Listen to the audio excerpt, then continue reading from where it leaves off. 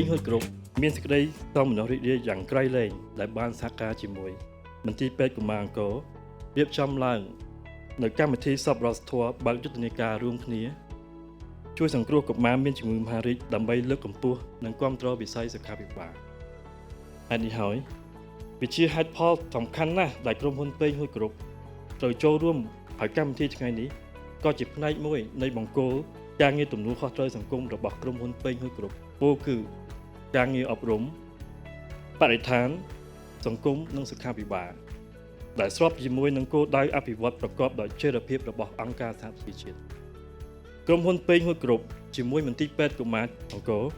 យើងបានចាប់ដៃគ្នាសហការគ្នារហូតដល់ពេលនេះគឺរយៈពេល5ឆ្នាំមកហើយតាមរយៈការចូលរួមឧបត្ថម្ភថវិកាប្រចាំឆ្នាំ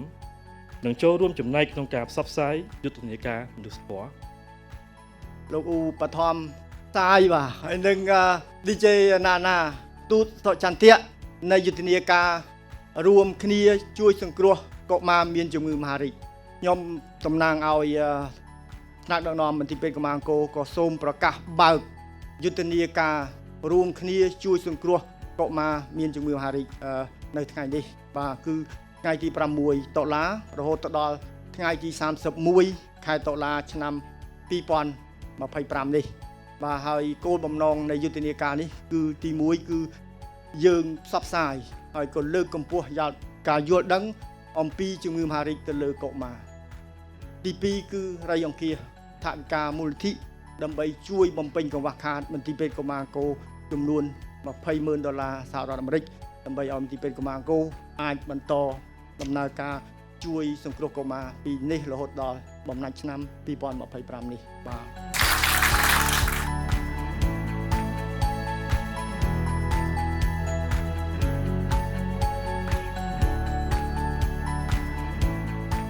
ឆ្នាំដែលខ្ញុំនឹកឃើញថា